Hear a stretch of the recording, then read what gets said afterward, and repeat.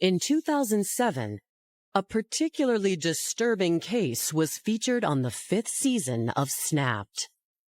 I've never seen one like that in my life, to entomb someone after death. Absolutely liquefied body that was probably the first and only case that's come through here. After nearly 2 decades, a deeper look into the investigation explores a killer's disturbing history of violence.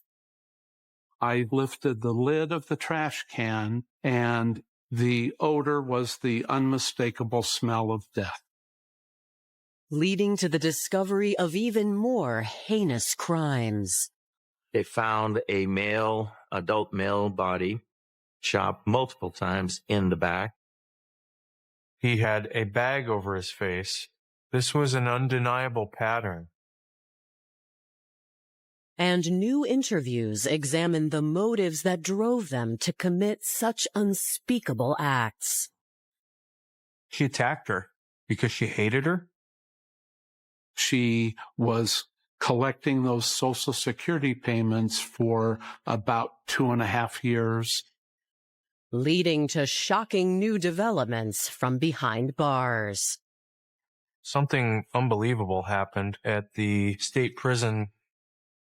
She is cunning, sneaky, and I would not be surprised if she tries it again.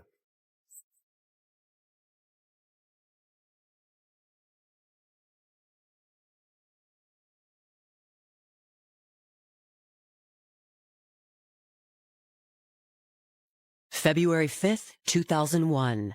At approximately 1:30 p.m., police in Las Vegas, Nevada receive an ominous call from the manager of a storage facility.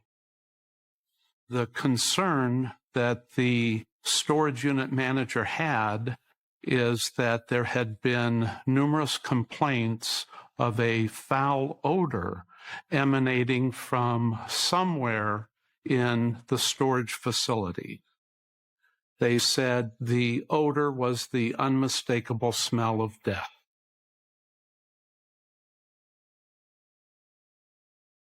When officers arrive on the scene, the manager takes them to the storage unit in question. The moment they rolled up the door, they're hit with a pungent scent of decaying flesh. When they got in, they found a canister, a large garbage pail, like what you roll out to the curb at your house. There was plastic wrap around the top of the trash receptacle, as well as duct tape. They did a presumptive test for blood, which came back positive. That in turn led the authorities to pursue a telephonic search warrant, which would allow them to legally cut open the can. Inside, I saw a human being in an advanced state of decomposition. I've never seen one like that in my life. It was a terrible way to entomb someone after death. They could not really tell how long the body had been there because this body basically was sealed in this contained environment for who knows how long. Cause of death is impossible to determine, but the circumstances suggest foul play.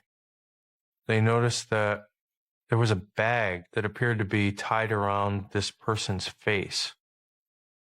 Somebody had taken great care and pain and effort in order to try to seal this garbage can. It certainly was done by an individual that did not want this body to be discovered. I found a wallet with a driver's license in the name of Christine M. Smith in a plastic bag in the unit. They learned that this particular unit was leased out and rented out to a woman named Brookey West, who was Christine Smith's daughter. Our initial belief is that the deceased person in the trash can was Brookey West's mother, but we didn't know. We had to confirm that. we needed to locate Brookey West to see what she had to say about the situation, to see what she knew.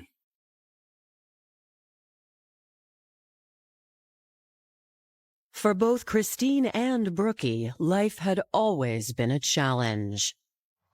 Christine Smith grew up in a rural Texas town, and her father was a truck driver. Her mom was a stay-at-home mother, and things started to go south for Christine at an early age. From the way she talked about her life, she had one traumatic experience after another. In 1947, Christine met an El Paso man named Leroy Smith. Smith was somebody who just came out of the military. He was now looking for a job and to start his own family. And Christine Smith and Leroy, they caught each other's eye, and eventually they got married. Leroy joined the police force, and the couple had 2 children, Brookey and a son named Travis. At first, it seemed like this was a dream come true for Christine. But over time, she would find herself in an abusive relationship. Her husband, even though he worked for the police, was not law-abiding. He was a known white supremacist, and he also became very interested in the occult and Satanism. At one point, Leroy left Christine for a cocktail waitress. Leroy took the children, sending Christine into a downward spiral.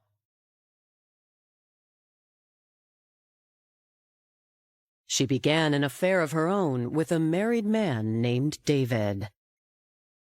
She fell madly in love with him, and over time realized that she'd been bamboozled, that he had no intention of leaving his wife, and that he was just using Christine for sex. She asked to meet him at a bar. The man showed up, sat down. Christine pulled out a shotgun and shot him at point blank range. I was like, oh my God, how could you do that? She said, he discarded me. I was angry at having been treated like garbage. Christine was quickly arrested after shooting her lover. She ended up getting a sentence of 14 years for an attempt murder charge. However, Christine was paroled after serving only 2 years of her sentence. Upon her release, she was determined to turn her life around. Christine comes out. She reunites with Leroy, and she comes back looking for her children. However, 9-year-old Brookey and 6-year-old Travis were now living under state-sponsored care. Once Christine was incarcerated, Leroy Smith decided he didn't want anything to do with his kids anymore and dropped them off at an orphanage. One day, they got a huge surprise. Leroy showed up at the orphanage with Christine. She had recently been released from prison, and Leroy and Christine took the kids back. Leroy moves the whole family to California. After high school, Brookey briefly enlisted in the Army before transitioning to a career in technology. Well, during the military, Brookey learned a lot of skills, and it was in that time period when computers became more and more prevalent. She has innate ability to understand coding, numbers, very detailed information that she's able to memorize and maintain.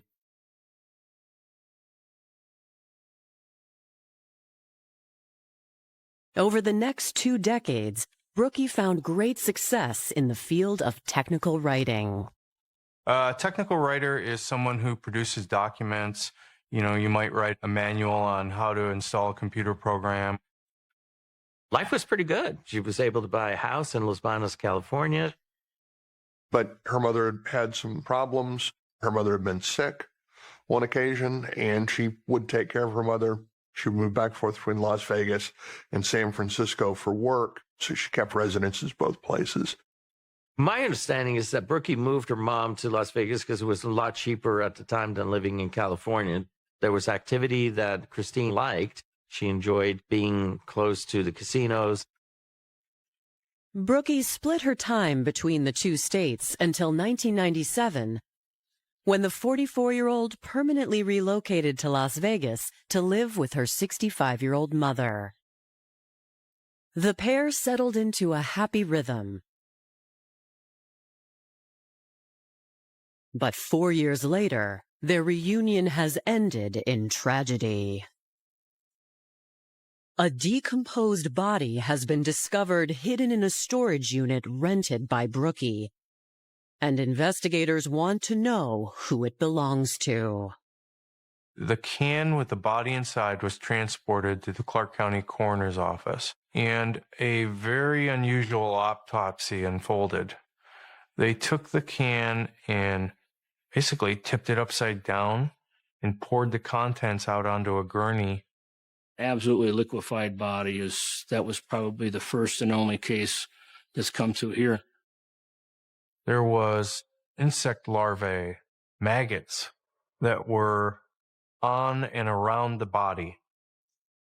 And authorities collected many samples of these insects. The cause and manner of death was unknown. There was nothing obvious, no gunshot wounds, no stab wounds, none of the things you might associate with some kind of violent event.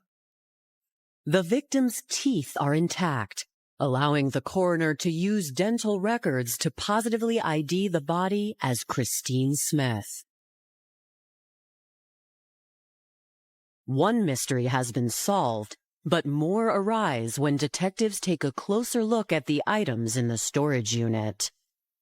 There were books dealing with witchcraft, books dealing with black magic, books dealing with Satanism, and things of that nature.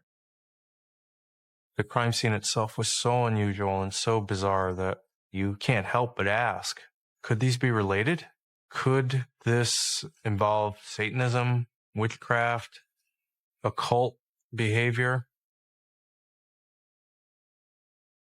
Coming up, investigators dig into Christine and Brookey's past. Some days you thought that they loved each other dearly, and other days you thought they hated each other. And they uncover a second mysterious death. There appeared to be a bag over the victim's face.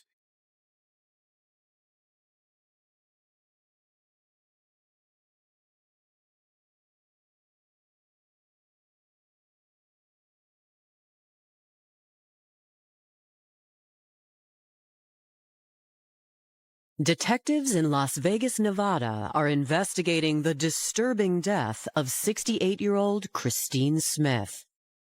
It's a crime scene unlike any they've ever encountered. Of course, Las Vegas has a real dark side to it. But the idea of finding a garbage can with a body in it in a storage shed and books about witchcraft and Satanism, I mean, their minds were spinning as to what could possibly explain this. Her daughter, Brookey West, is the first person they need to speak with. They had a lot of questions regarding Christine Smith. First and foremost, how did she die? But the bigger question was, how did she get in that garbage can? And why is she in a storage unit that came back to Brookey West? When police check Christine's last known address, they discover it was also leased to Brookey. The two homicide detectives ended up getting a search warrant and going to her apartment. They knock on the door and Brookey Lee West is not there.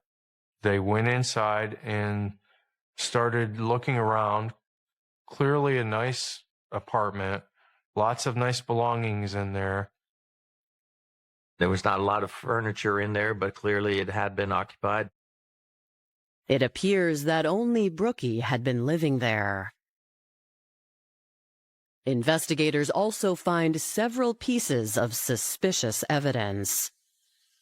We found duct tape. We found what we believe to be the key to the lock for the storage room that Christine's body was in.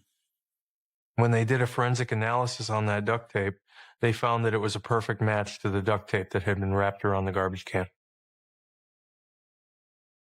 Investigators then started to really take a close look at the paperwork that they found in the apartment, specifically bank records.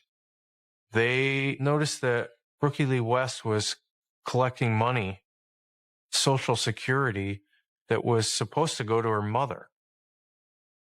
And it made for a very suspicious circumstance and a likely scenario that Brookey was involved in her mother's death.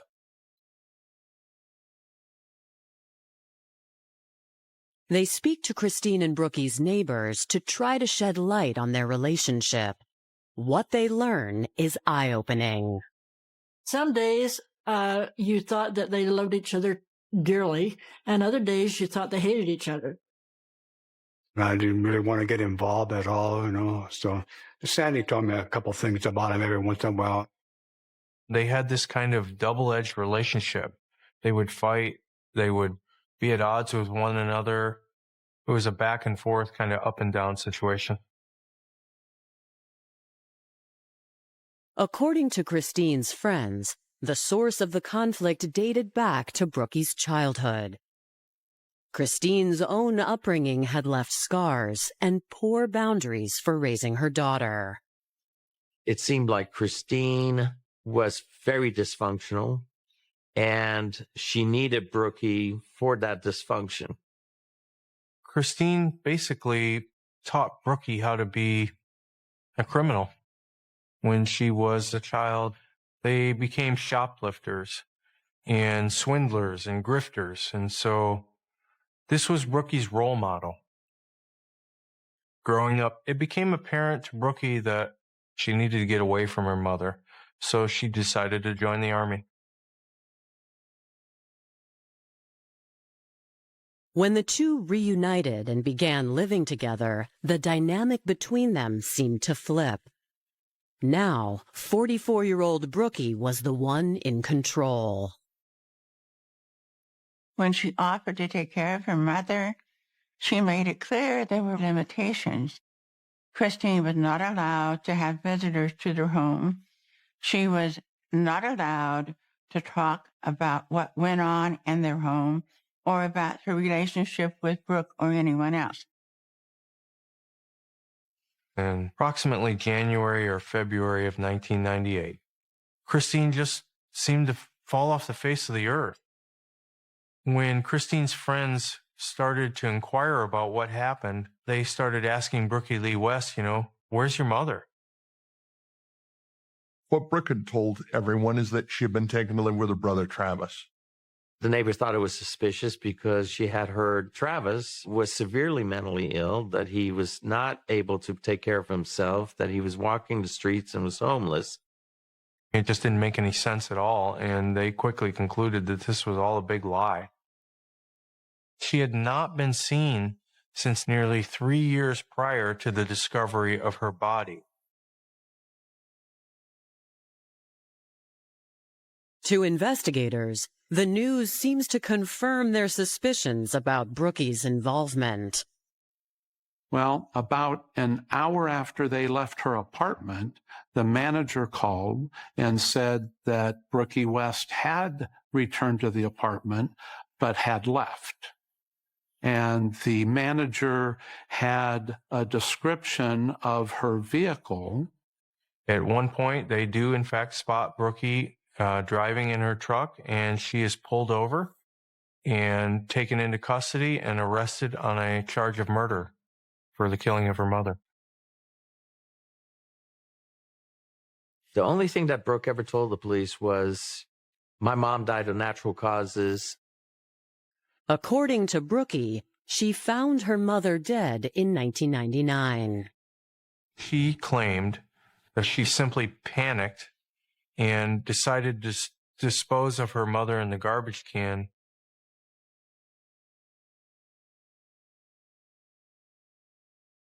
News of the horrific crime scene and Brookey's arrest seizes headlines across the country. The circumstances were so unusual that it drew a lot of attention. And that media coverage made its way to California. Las Vegas police learned that Christine Smith wasn't the first person close to Brookey Lee West who had died under suspicious circumstances. A detective in California reached out to the Las Vegas detectives to let them know that, hey, just a few years earlier, Brookey Lee West was my prime suspect in her husband's murder.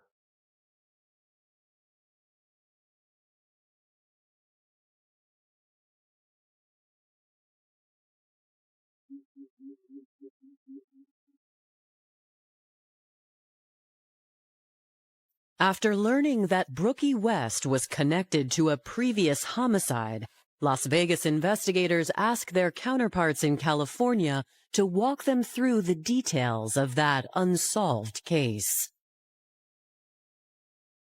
On June 6, 1994, Tulare County Sheriff's Department received a 911 call from a tourist who was visiting the Sequoia National Forest. This individual who was picnicking with his family discovered the body of a male that was found on the side of the road. Officers responded, and it was clear that this was a homicide, and there appeared to be a bag over the victim's face.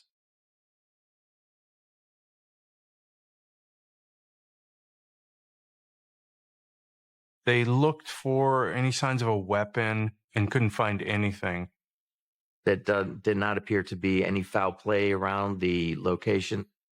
They quickly concluded that the victim had been shot elsewhere and that this was actually a dump site.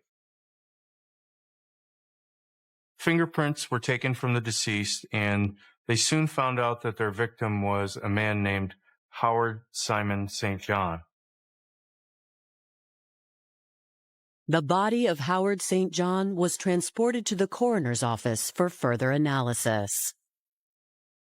Authorities looked at the condition of the body, and they were able to determine that he had died relatively recently, within the last 12 to 24 hours. Howard St. John had been shot multiple times in the back. Either he was running away in fear for his life, or he was completely shot by surprise.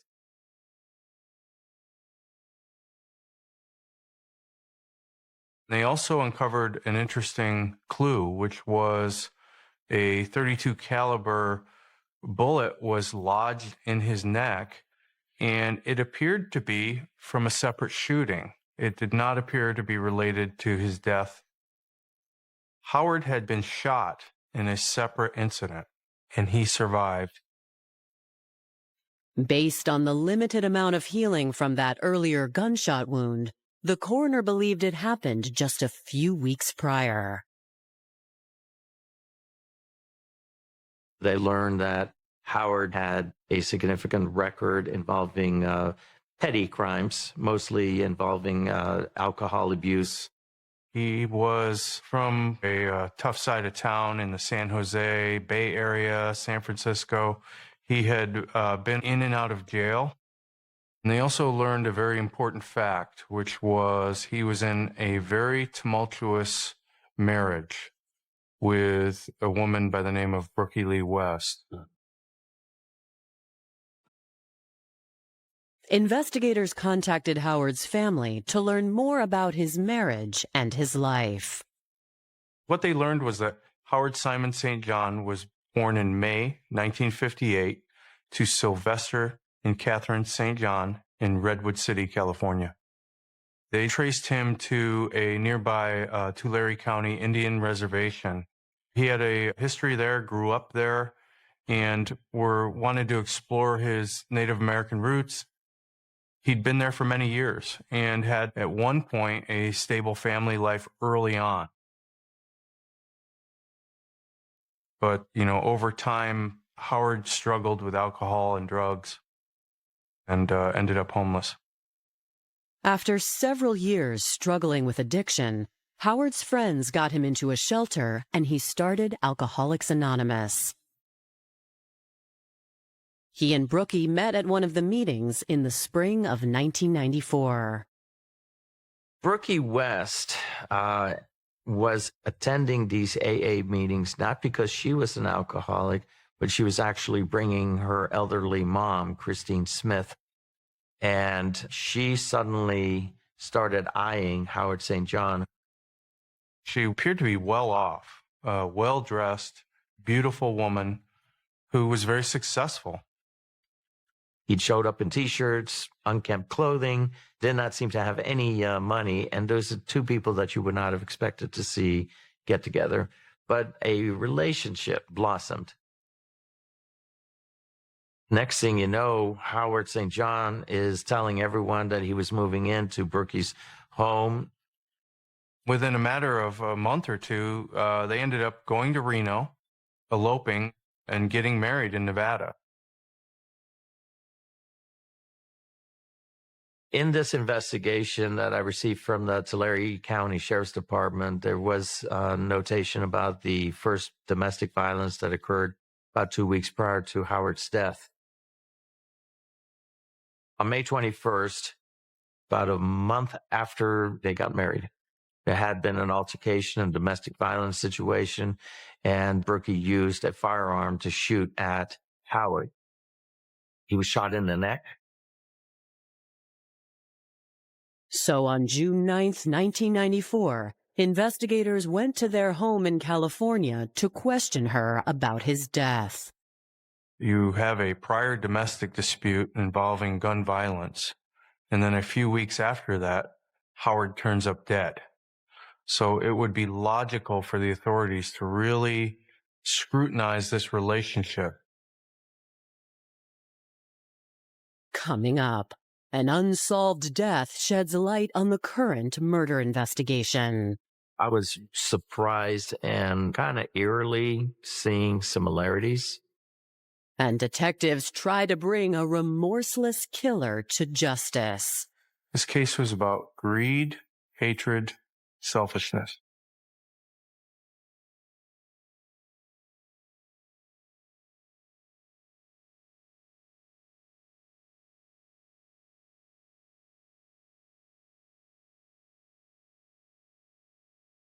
After Brookey Lee West emerged as the prime suspect in the investigation into her husband's murder, California investigators went to their home to question her.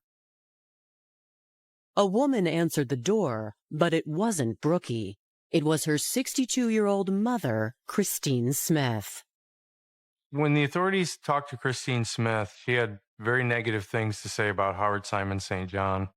She said that he was a bum, that he drank all the time, he didn't work, and that, frankly, her exact words were, he's as crazy as a bedbug.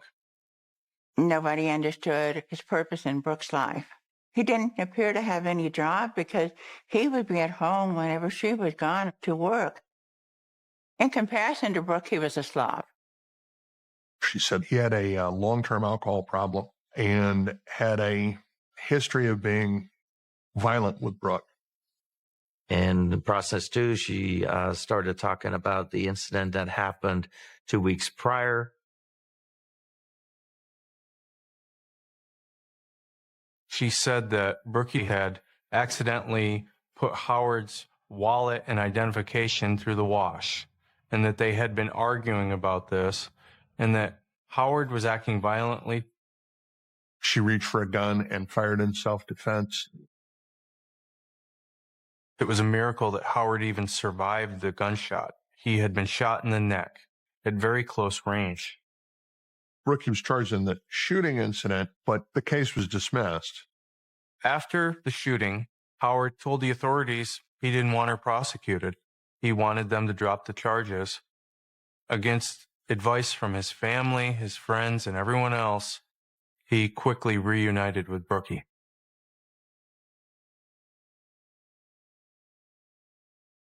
Christine told them she didn't know why Brookey decided to take Howard back after his recovery.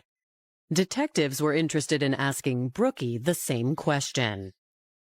And before the interview with Christine was over, they got their chance. Suddenly, Brookey West came home. She was very charismatic and open and willing to talk to detectives. Brookey Lee West told a very similar story to her mother, which was that she had shot him in self-defense. So those two accounts aligned with one another.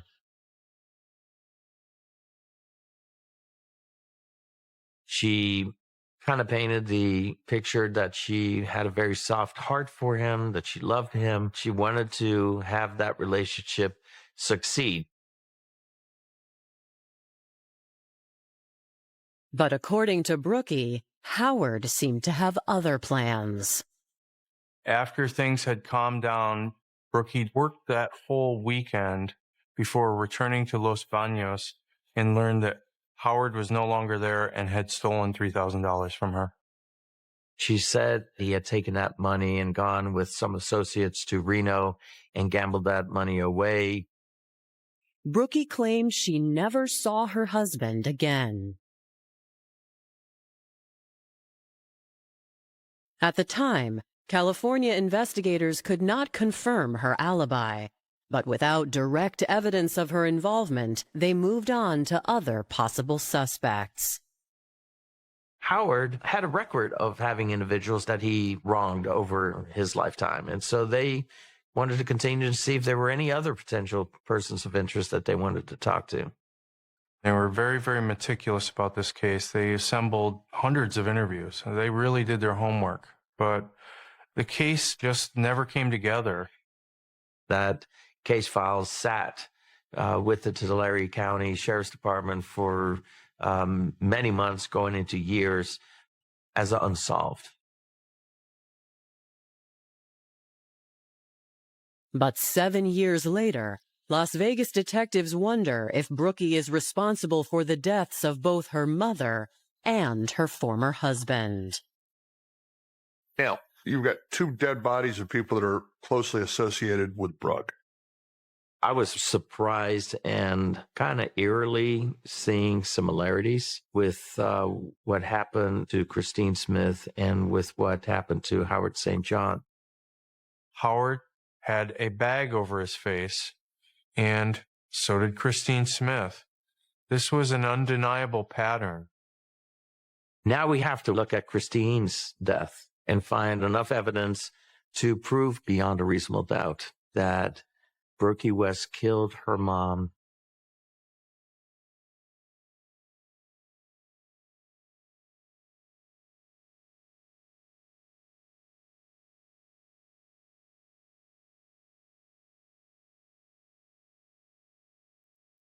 While there is no statute of limitations on murder, the evidence isn't strong enough to charge Brookey Lee West in connection to the murder of Howard St. John. Crime scene technicians comb through the storage unit looking for any other evidence to tie Brookey to Christine's murder. They did a very extensive examination of the cellophane and duct tape around the garbage can. To my amazement, the crime scene investigator was able to find and recover a fingerprint that was on the inside of the plastic cellophane wrapping. When they did an analysis of that fingerprint, they found out that it was Brookey Lee West's print. That was a pretty good indication to us that Brookey at least had some hand in sealing the trash can.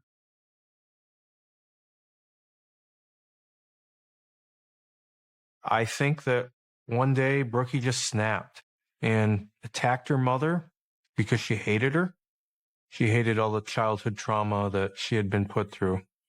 She'd never had stability in her life, and Christine was going to pay the price for it. Brookey West is a diabolical individual. She didn't have a good relationship with her mom. She decided to kill her, and she was collecting those Social Security payments for about 2.5 years until she was discovered. This case was about greed, hatred, and selfishness. The fingerprint is a solid piece of evidence, but as Brookey's trial date approaches, Prosecutors wonder if it will be enough to convict her. Did I feel comfortable going to trial the way it is? Absolutely not. How do I prove to a jury that this was done by criminal means with criminal intent? On July 3, 2001, 5 months after Christine Smith's body was discovered, her daughter, Brookey Lee West, stands trial for murder. A lot of cases, you've got a murder weapon. A lot of cases, you might have a confession. They didn't have any of that with Brookey. Could Brookey have just simply panicked and disposed of her mother's body but didn't kill her? The defense presented the idea that the body may have had some natural disease that no longer is viewable, and I had to concede that that was possible. But the prosecution argues that a crucial detail about the crime scene proves Brookey's claim to be false. There would be no reason to put a bag over someone's face if you just panicked. I have a theory about all that. It's based on the Satanic Bible. I read it in order to see if there was a connection. By placing something over their eyes, that person is damned forever to be stuck in their own demons. They bolster their case with the expert testimony of a forensic entomologist. You would have expected within minutes, if not within the hour, blowflies would have colonized the body. But we don't have the blowflies. That gave an indication that Brookey must have had the garbage can ready, the cellophane wrapping ready, and the duct tape ready. The lack of blowflies suddenly gave me the option to, based on science, to argue that this was premeditated. The body most likely went into this can very shortly after it died, or possibly even when it was still alive. On July 19, 2001, the jury delivers its verdict. A jury took just 2 hours to convict Brookey Lee West of first-degree murder. Brookey Lee West was sentenced to life in prison without parole. I absolutely feel that justice was served in this case. She did it, and she needs to suffer the consequences. There are certain crimes that, are beyond the pale, and this was certainly one of them. How can anybody do that? Especially your own daughter, murder her mother that way? Shocking, really, even now. 6 years after the verdict, Brookey's case is featured on the 5th season of Snapped. But her story doesn't end there. Nearly 10 years after Brookey Lee West was convicted of murder, something unbelievable happened at the state prison where Brookey was serving her life sentence.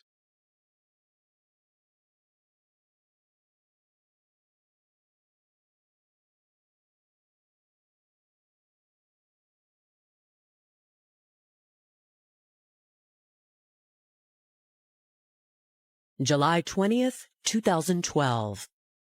Brookey Lee West has been incarcerated since 2001, when she was convicted of murdering her mother, Christine Smith. So Brookey's housed at Florence McClure Women's Facility in North Las Vegas. It's the prison for the state of Nevada for female prisoners. Brookey was by and large a model prisoner. She taught art classes. She was involved in pen pal groups, all kinds of things to try to be productive, even though she was in prison. I think the structure of prison suited Brookey fairly well. 11 years after her conviction, it's Friday morning visiting day, and most inmates are preparing to see family members. But Brookey is occupied with something else. Brookey had taken some art supplies and hid some art supplies. She managed to dye her hair, and she managed to store away some clothes from a guard. She had changed her clothes and made her way all the way to the front entry, of the prison and was on the verge of walking out. She was able to get through multiple checkpoints and was just stopped at the last one. She almost made it, but she was arrested trying to walk out the front door of Florence McClure. She's now housed in a maximum security facility, and that she's no longer in the Nevada Women's Correctional Facility. Brookey West is very crafty. She is cunning, sneaky, and I would not be surprised if she tries it again.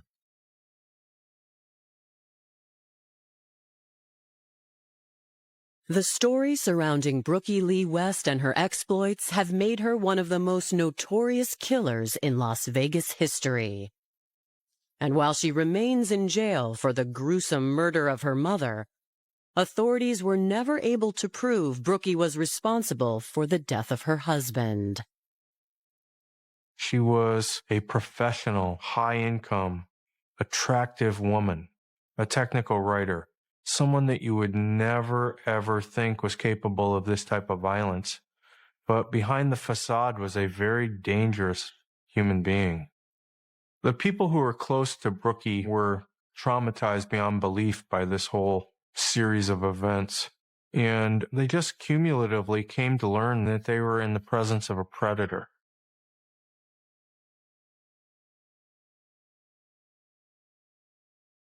Howard St. John was in the wrong place in the wrong time with the wrong person.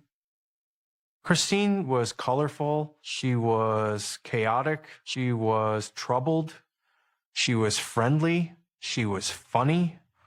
We should remember Christine as a victim, despite all her flaws.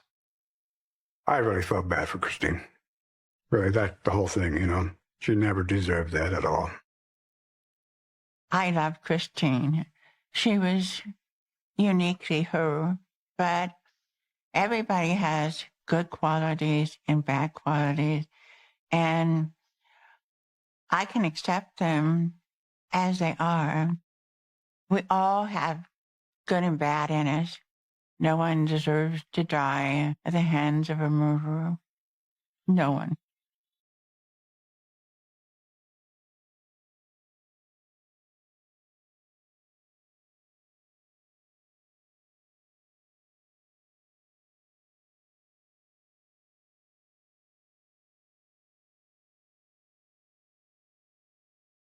The Age to Alchemy, The Rise and Fall of Albert Talton, a novelized account of the largest digital counterfeiting ring in American history.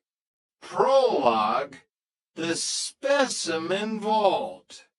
Washington, D.C. was breathing heavy under a humid summer shroud, a thick blanket of heat that made the marble monuments seem to sweat.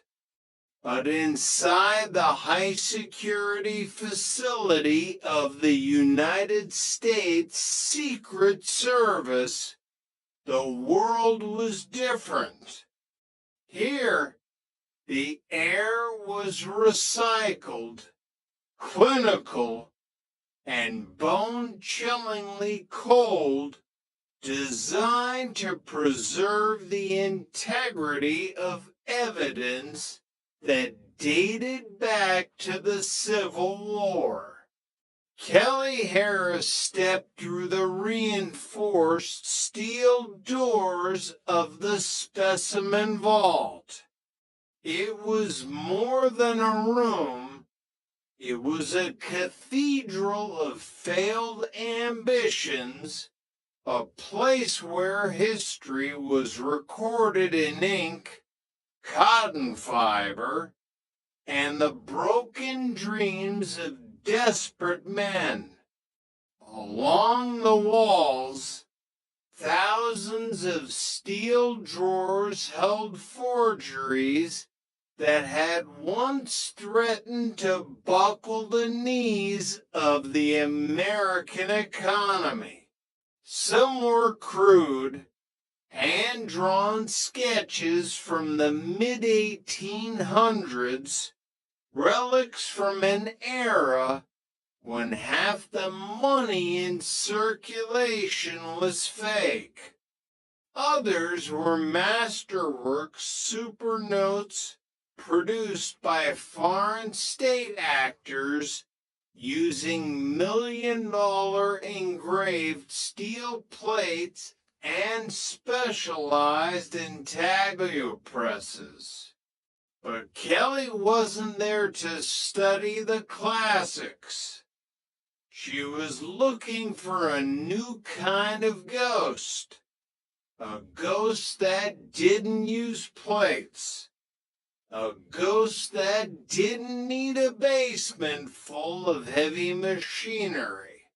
She pulled out a tray and looked at a $100 bill labeled strain H to H38. To the naked eye, it was Benjamin Franklin, stoic and regal, staring back with an expression of unwavering authority. The paper had the right snap. The colors had the right muted richness. Even the security threads seemed to shimmer behind the fibers.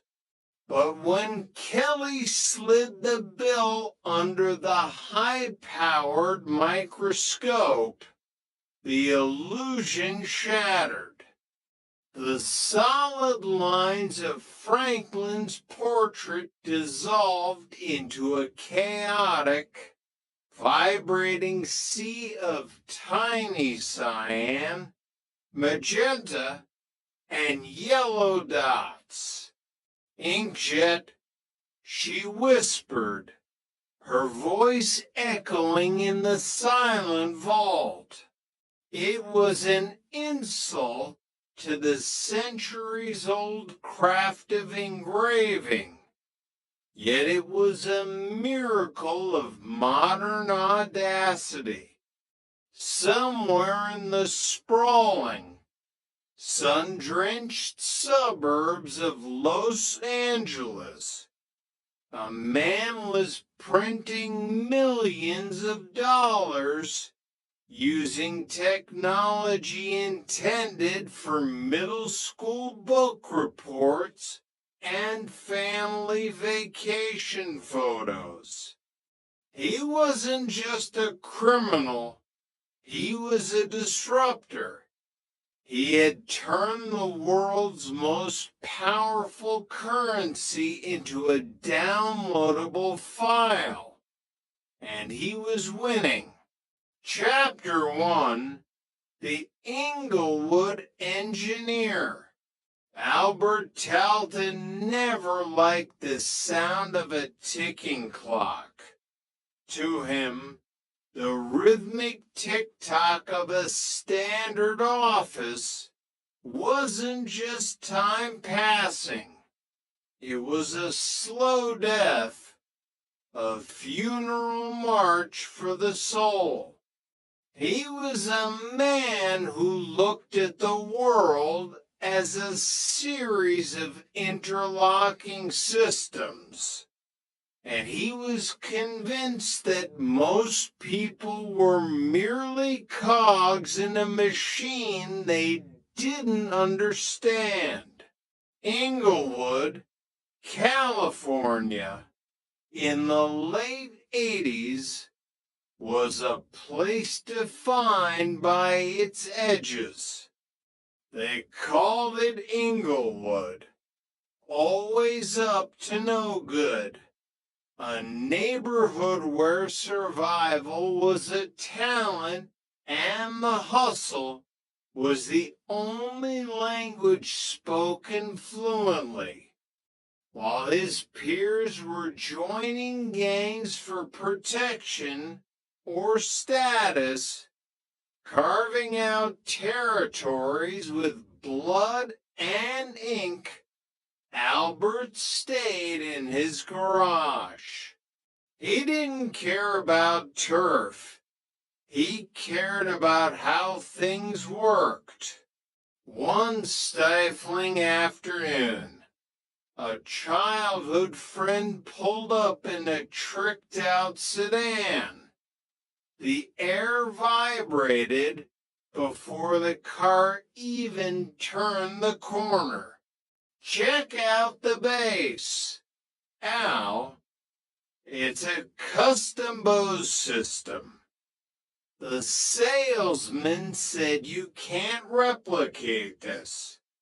Said the engineering in the air chambers is some top secret NASA level stuff. Albert didn't say a word. He walked over and placed his palms against the trunk. He felt the frequency, the way the air moved in precise, violent pulses. He didn't hear music. He heard a mechanical equation. 3 days later, that Bose speaker was sitting in 100 pieces on Albert's workbench. He had dissected it with the precision of a surgeon.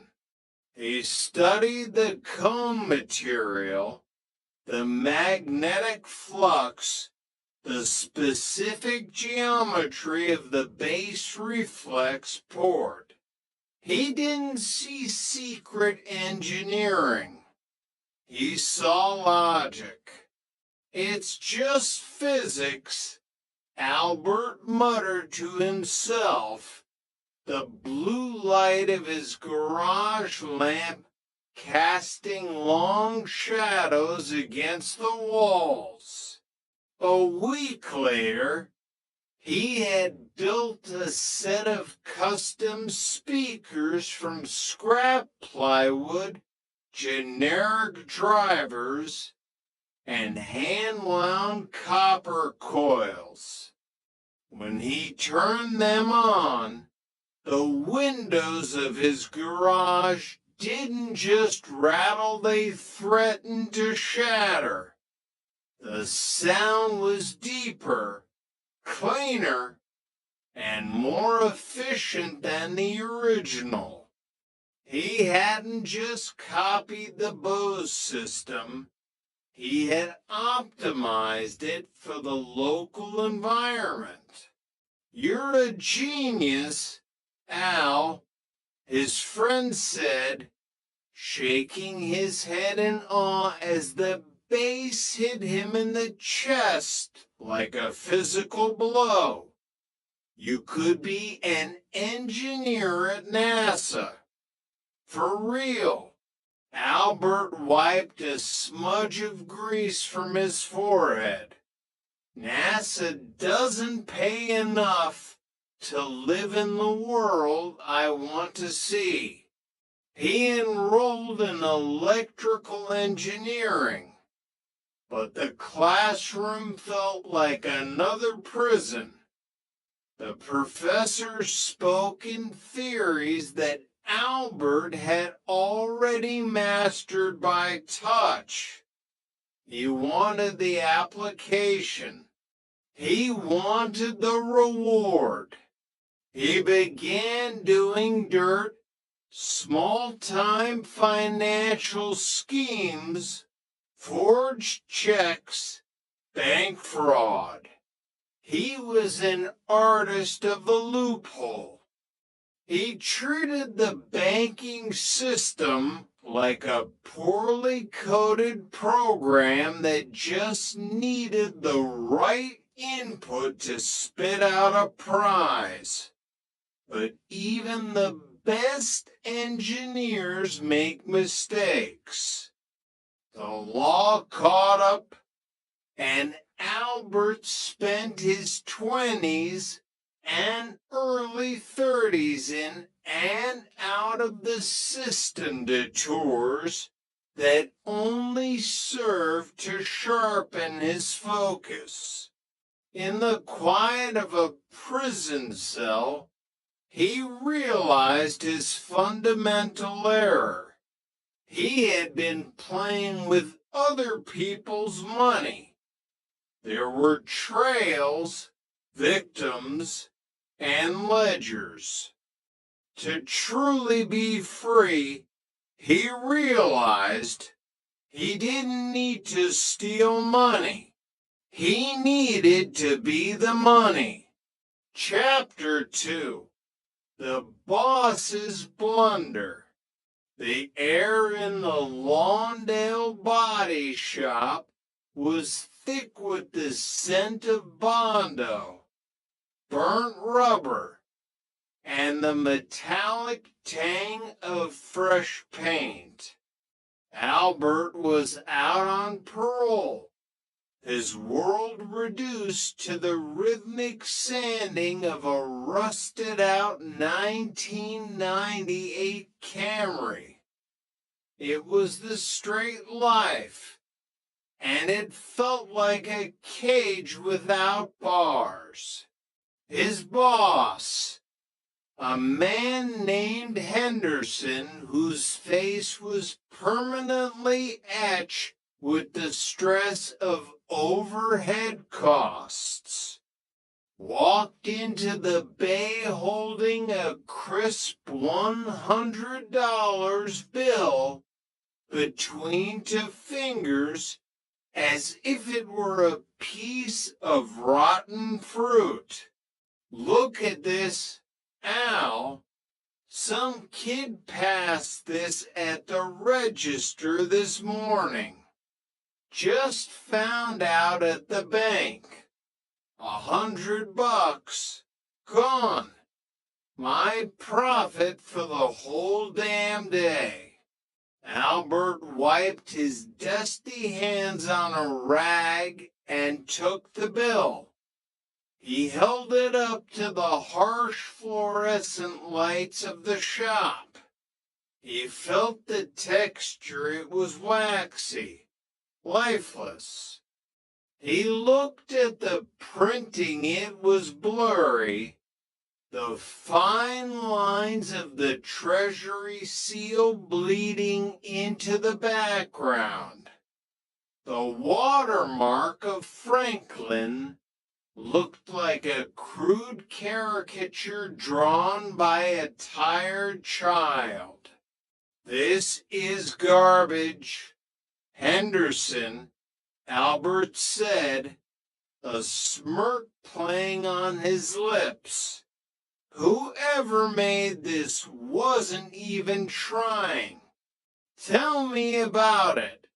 Henderson sighed, snatching the bill back. "It's a sick joke. But hey, that's the world, right? Everyone's trying to get something for nothing." Albert didn't hear the rest of the conversation. He was staring at the bay door, his mind already racing. A thought began to germinate in the fertile, restless soil of his intellect. It wasn't a criminal thought, not at first. It was a technical challenge. "I could do this better." The phrase echoed in his head, synchronized with the rhythmic swish-swish of his sandpaper. He didn't see the United States Secret Service or the power of the Federal Reserve. He saw a problem of high-fidelity replication. If a $200 printer could put an image on a page, and that page could fool the sensory perception of a human being in a fast-paced retail environment, then the entire financial system was merely a hardware vulnerability waiting to be exploited. That evening, Albert didn't go home to his parole-mandated curfew. He stopped at a local big box electronics store. He bypassed the professional-grade equipment and went straight to the consumer aisle. He bought a Hewlett-Packard all-in-one printer scanner copier. Price tag, $189.99 plus tax. He set it up on his kitchen table, the plastic casing smelling of new electronics and ozone. He took a genuine $100 bill, one of the few he had left from his meager paycheck, and placed it on the glass. Scan. The light bar moved with a mechanical hum. A digital eye devouring the intricacies of the most protected document on Earth. On his monitor, Benjamin Franklin appeared in 1200 dpi resolution. Now, Albert whispered, his eyes reflecting the white glow of the screen. Let's see what you're really made of. Chapter 3, The Chemistry of Fraud. The first 100 attempts were catastrophic failures. Albert discovered quickly that the paper used by the Treasury was his greatest enemy. Genuine U.S. currency is a textile blend of 75% cotton and 25% linen.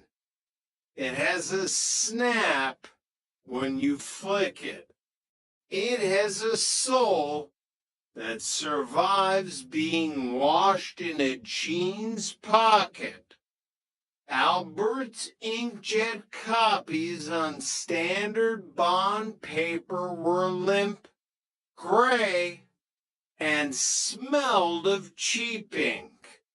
He became a ghost in the office supply stores of the South Bay.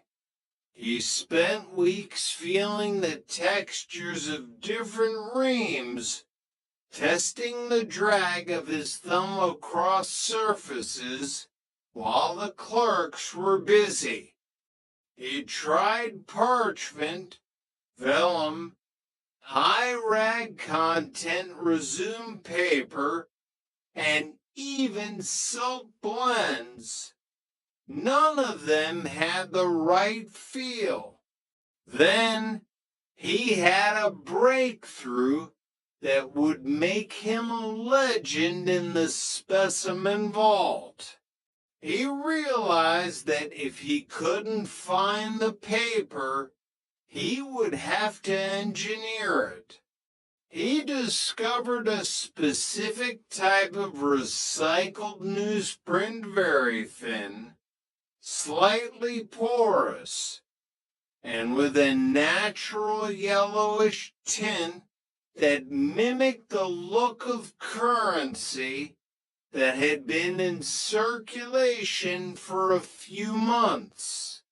But it was too thin. Double ply, he realized. He decided to print the front of the bill on one sheet and the back on another. He would then bond them together with a specialized adhesive. This wasn't just a solution for the thickness. It was an opportunity for a masterpiece. Between the two layers, he began to experiment with internal security features. He used a silver metallic pen to draw a thin line where the security thread should be.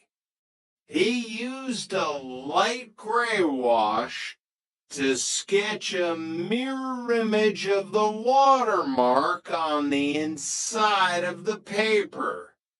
When the two sheets were glued together and held up to a light, the shadow of the thread and the watermark appeared to be inside the fibers, exactly where they belonged. But there was still the pen test. Every retail clerk in America was trained to use those amber-colored iodine detection pens. If the iodine hit starch-based paper, it reacted and turned black. If it hit cotton, it stayed yellow. Albert's newsprint turned black instantly. He became a kitchen table chemist. He tried starches, bleaches, pH balancers, and industrial coatings.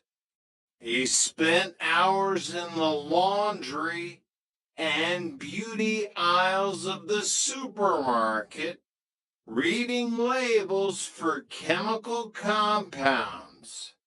One night, he watched his girlfriend, Allison, preparing for a night out. She was clouding the room with a heavy mist of hairspray. Does that stuff create a waterproof seal? He asked, his eyes narrowing. It keeps my hair in place during a convertible ride. Ow. It's basically plastic in a can. Why? Albert snatched the can of Aquanet. He went to his lab and sprayed a sheet of treated newsprint. He let it dry under a heat lamp. The paper felt stiff, slightly waxy, and remarkably like the surface of a fresh treasury note. He took the detection pen and swiped it across the surface. The line stayed bright, vivid, amber yellow. Albert felt a surge of adrenaline that made his previous crimes look like child's play. He had fooled the pen. He had cracked the code of the tactile world. He had turned a 5-cent sheet of newsprint into $100 promise. I'm not just an engineer anymore, he whispered as the printer started its next cycle. I'm an alchemist. Chapter 4, The Distribution Chain. An empire cannot be run by a single man. And Albert knew that his greatest risk wasn't the police, it was the point of sale. He was the architect. He didn't want to be the one handing over the fake bill to a suspicious teenager at a Burger King.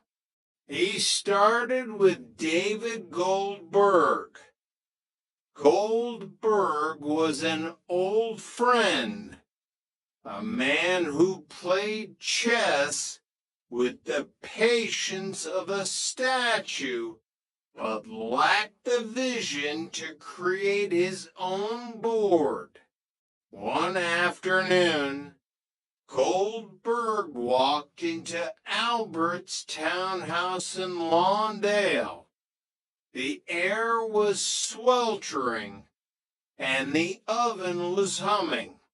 "What are you doing?" "Al, baking." "You don't bake." "I'm setting the ink," Albert replied, opening the oven door. Inside, on professional-grade cookie sheets, were hundreds of $100 bills. Albert was using controlled heat to age the newsprint, letting the fibers contract around the ink to give the paper that crisp, used feel that only comes from being handled. Goldberg's jaw dropped. Is that real?" "It's better than real. Dave, it's mine. And if you help me with the glue process, $60 an hour, it can be yours too." Goldberg didn't even ask about the risk. "Where do I sit?" As the volume grew, Albert realized he needed a buffer.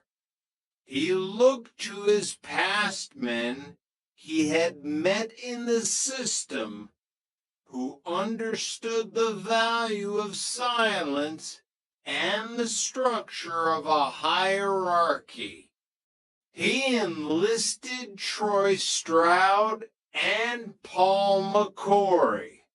Albert treated his operation like a pharmaceutical wholesaler. He was the manufacturer. He sold his bills to Stroud and McCory, his Tier 1 brokers, for roughly $15 per $100.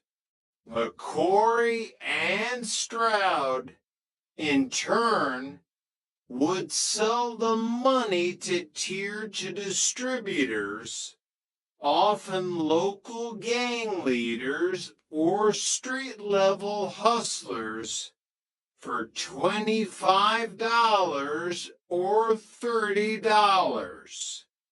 By the time the bill reached the passer, the person actually walking into the store was being bought for $50. The system was a perfect pyramid of greed. If a street-level passer got caught at a Target, they only knew the low-level dealer who sold them the cash. That dealer only knew the broker. No one knew Albert. No one knew the address of the townhouse in Lawndale. One bill at a time, Albert instructed his brokers with the sternness of ACO. Don't get greedy. Buy a pack of batteries, a t-shirt, a bottle of water. Get the change in clean currency. That change is our profit. The money began to flow into the Los Angeles basin like a digital virus. At first, it was a trickle of few thousand a month. But as Albert refined his H to process, the volume exploded.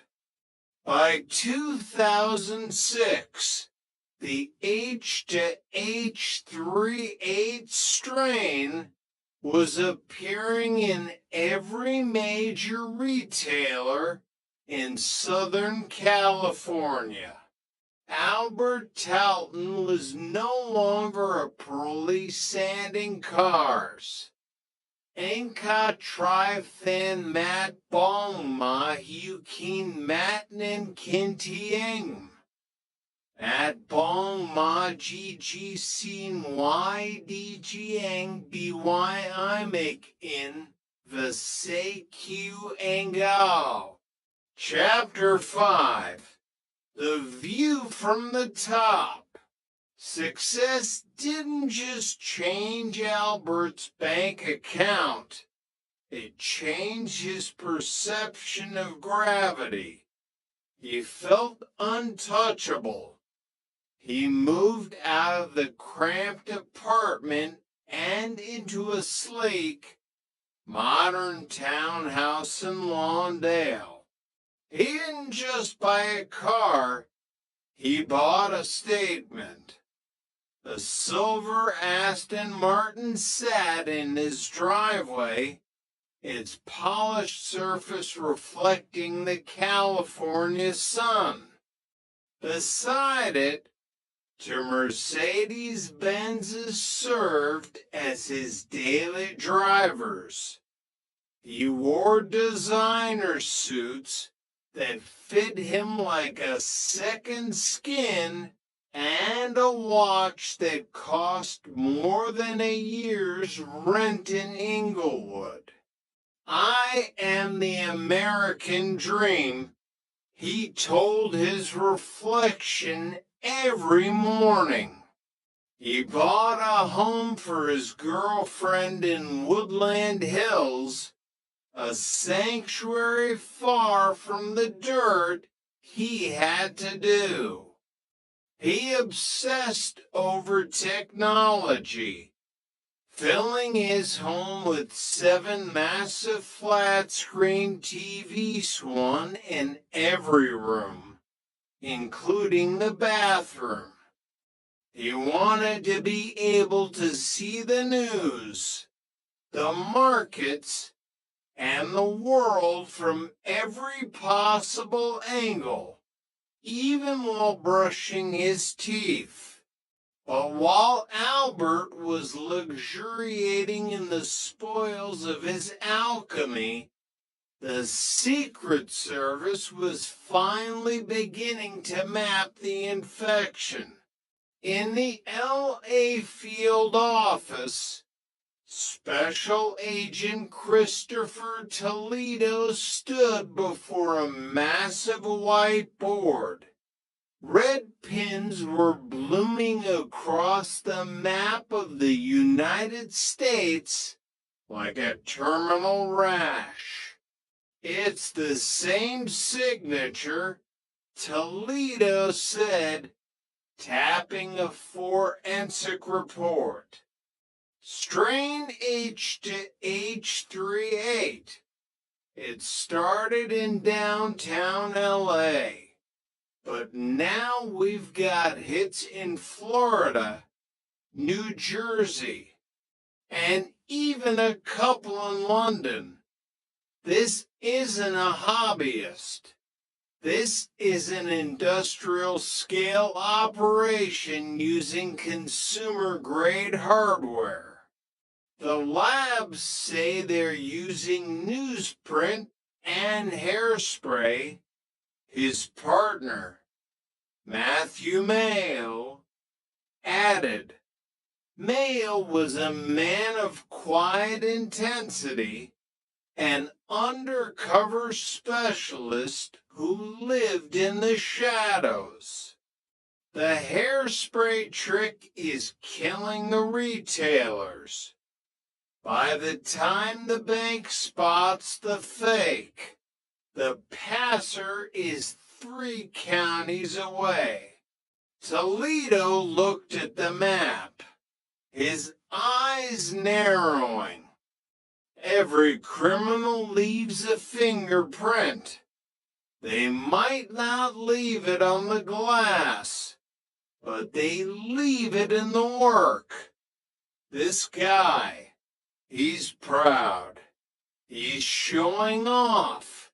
He thinks he's found a way to outrun the math.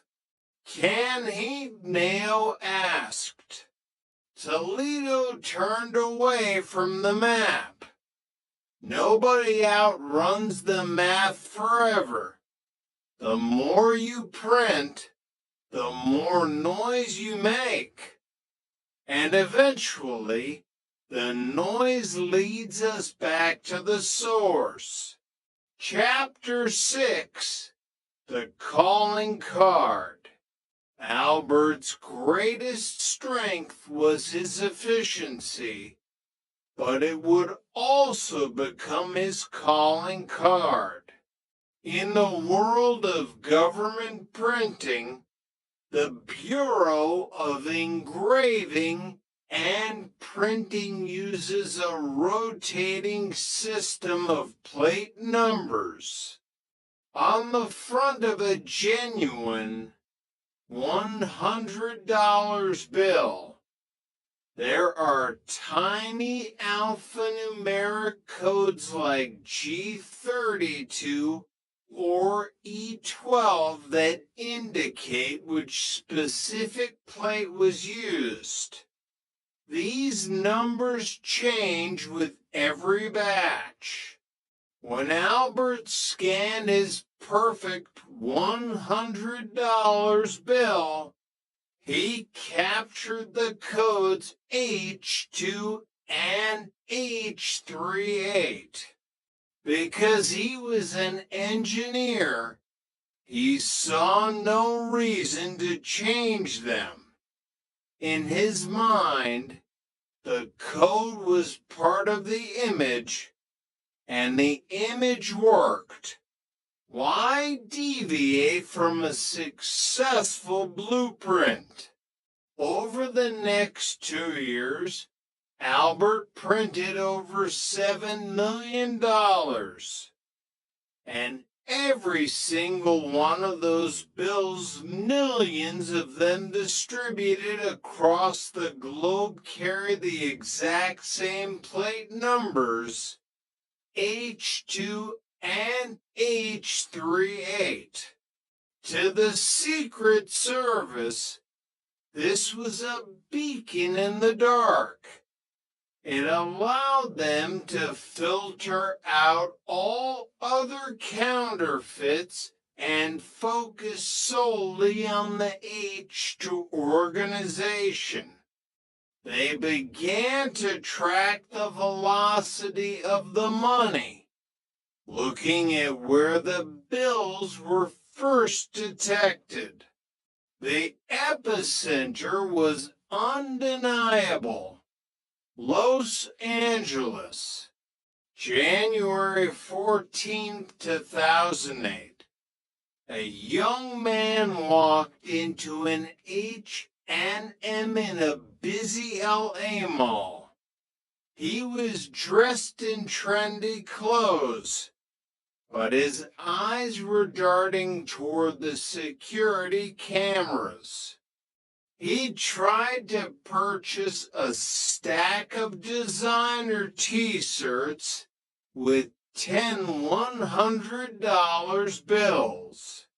The clerk was a 20-year-old student who had just finished a training seminar on fraud. She ran the pen that stayed yellow, but then she held one bill up to the light. The watermark of Benjamin Franklin looked tired. The eyes were slightly misaligned, as if the founding father were suffering from a localized stroke. She whispered to her manager. Security was called. The young man, who had no criminal record and was just looking for a way to pay off his student loans, panicked. In the cold, gray interrogation room of the L.A. field office, Agent Mayo didn't use a hammer. He used a mirror. "You're a good kid, son. You've got a life ahead of you. Do you really want to spend the next decade in a federal penitentiary for a guy who doesn't even know your name?" The kid cracked in 20 minutes. He didn't know Albert, but he knew the tier-to guy in the neighborhood. The Secret Service had their first thread, and they began to pull. Chapter 7, The Popeyes Trap. The investigation moved with the slow, grinding inevitability of a glacier. They flipped the tier-to dealer, who led them to Troy Stroud. Stroud was a formidable target. He was a professional, a man who lived in a $1 million home and drove a white Range Rover with the confidence of a CEO. He was the bridge between Albert's hidden laboratory and the chaotic reality of the street. The agents set up a sneak and peek warned a controversial tactic that allowed them to enter Stroud's home while he was out, search for evidence, and leave without him ever knowing they were there. Nail and a team of specialists picked the lock of Stroud's back door at 2:00 a.m. They moved like shadows, using flashlights with red filters. They found luxury goods, stacks of genuine cash, but no printers. "He's not the source," Mayo whispered into his comms. "He's just the warehouse." The agents shifted their focus to surveillance. They followed Stroud for weeks, mapping his every move. One afternoon, Mayo was tailing Stroud's Range Rover when it pulled into a Popeyes chicken drive-thru. This is it, Mayo thought. The arrogance of the successful. As Stroud waited for his spicy chicken, Mayo parked around the corner, sprinted to the back door of the restaurant, and flashed his badge at the startled manager. "Give me your hat and apron," Mayo commanded. Now, seconds later, Mayo was standing at the drive-thru window. Stroud pulled up, the bass from his car stereo vibrating the window glass. He reached out and handed Mayo a $20 bill. Mayo didn't need a microscope. He felt the waxy coating of the Aquanet. He saw the H to plate number.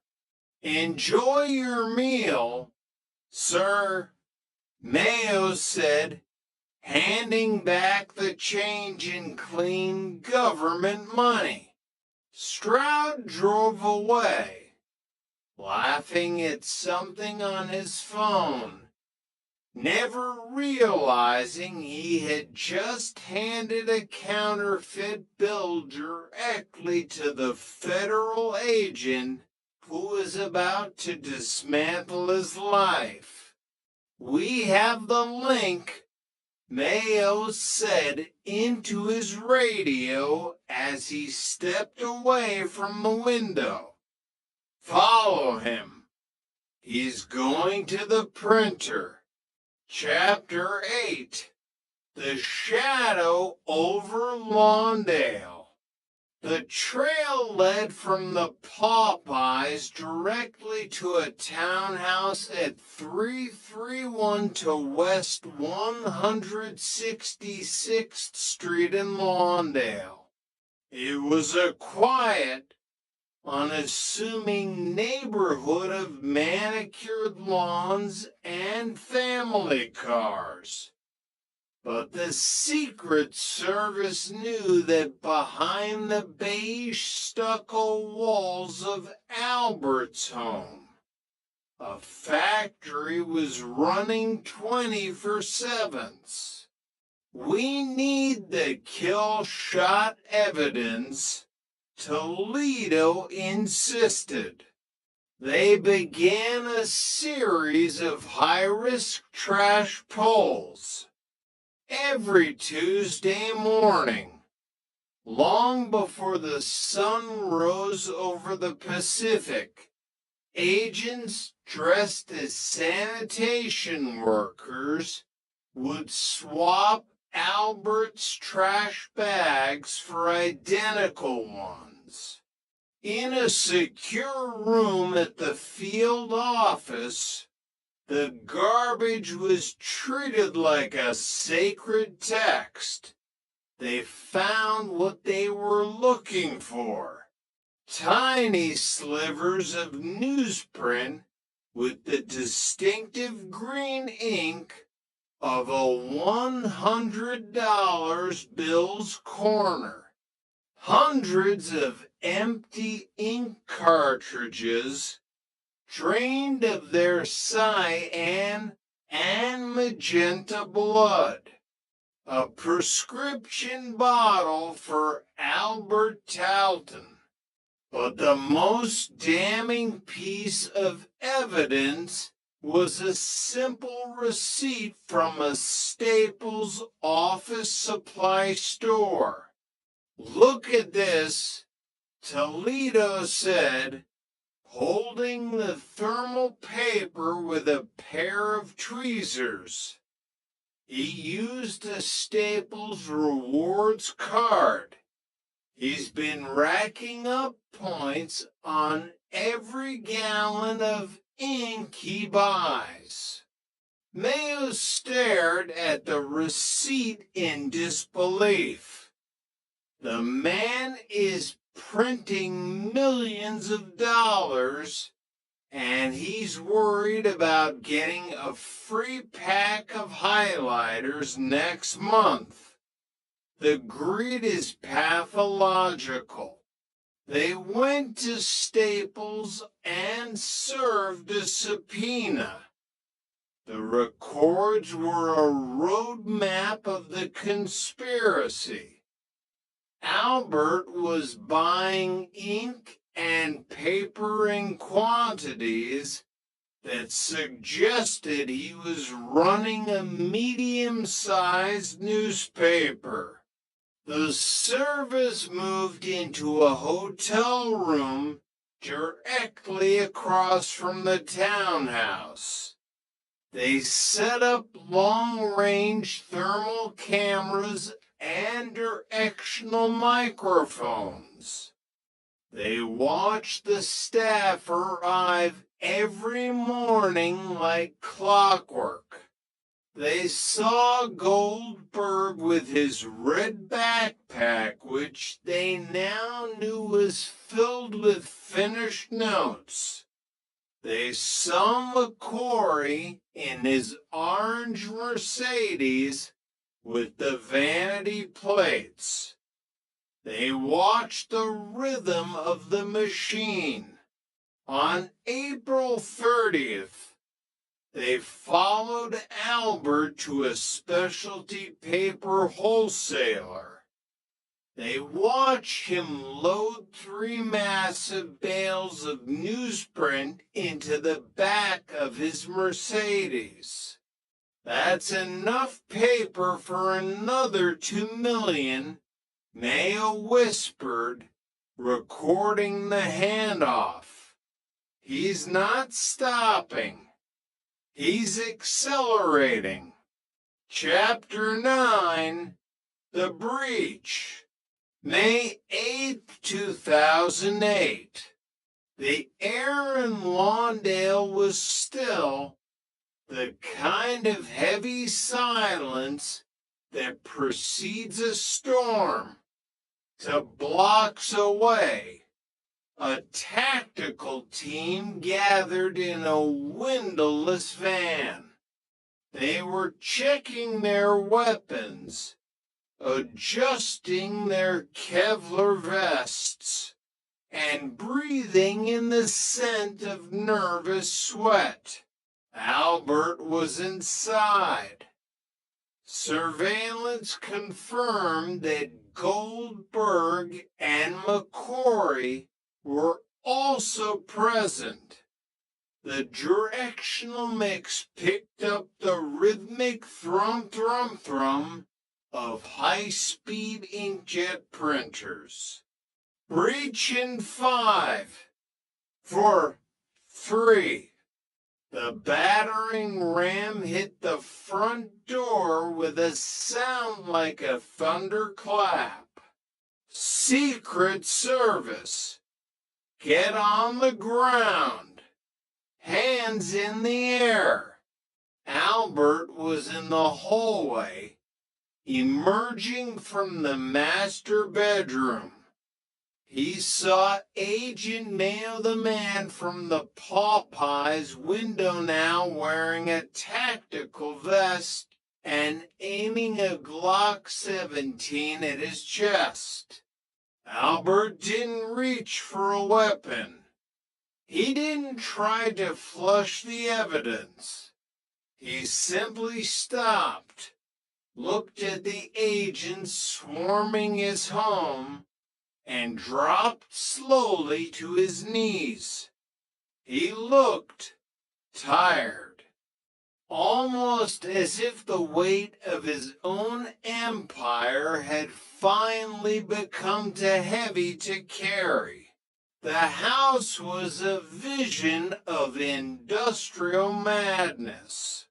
In the garage, thousands of $100 bills were hanging from makeshift laundry lines, drying in the breeze of electric fans.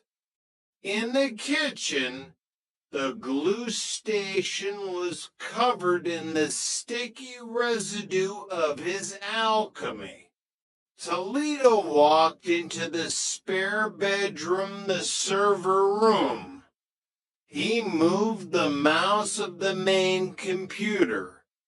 The screen flickered to life, and there, in a high-resolution graphics program, was the face of Benjamin Franklin dissected into its digital components.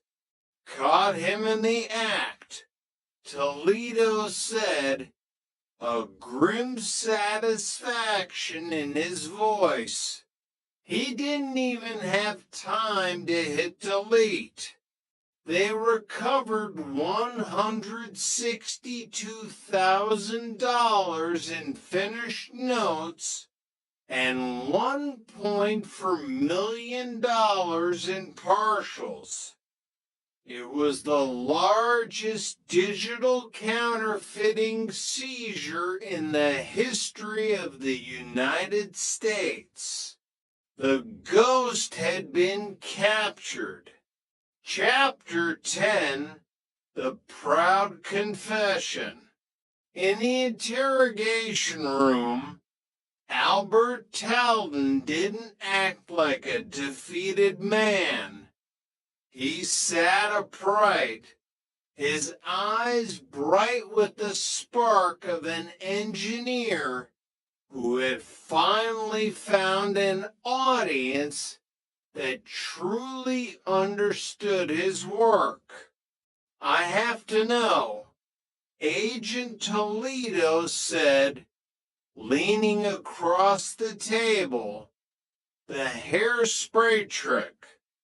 Why Aquanet?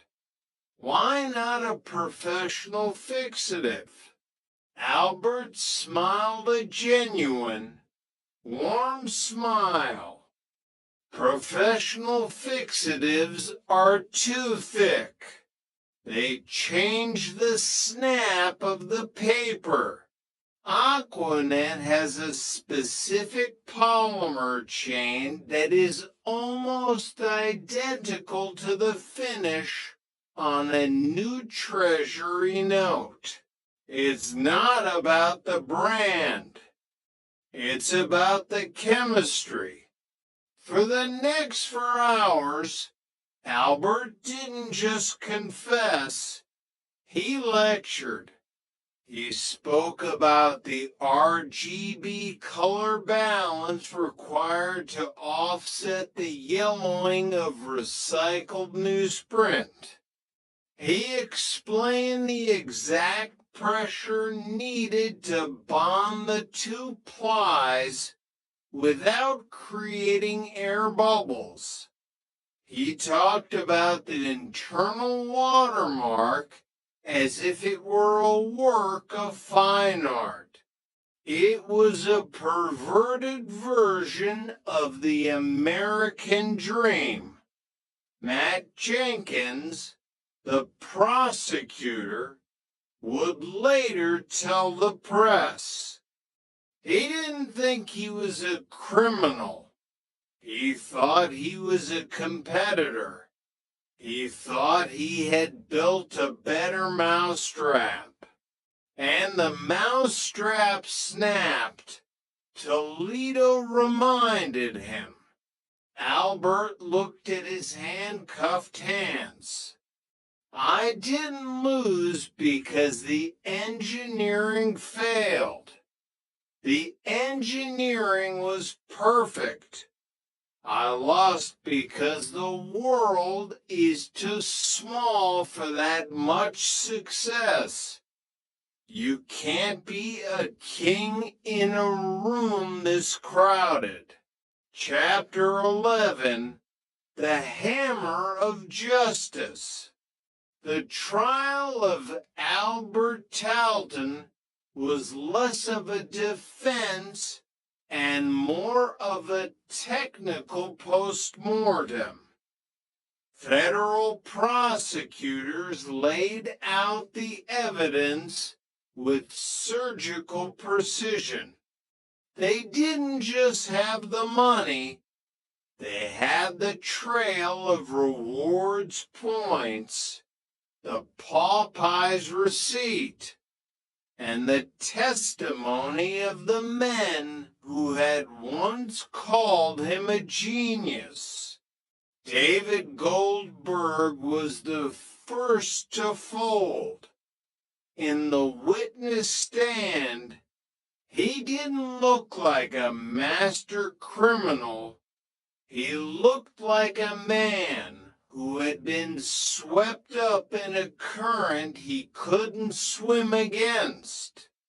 I was just there to play chess, Goldberg told the court, his voice barely a whisper.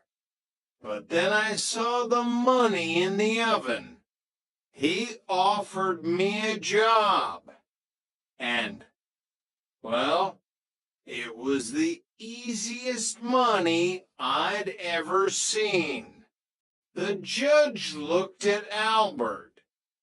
There was no remorse in Taldon's eyes, only a quiet, analytical distance. He watched the proceedings as if he were studying a system he hadn't yet figured out how to crack.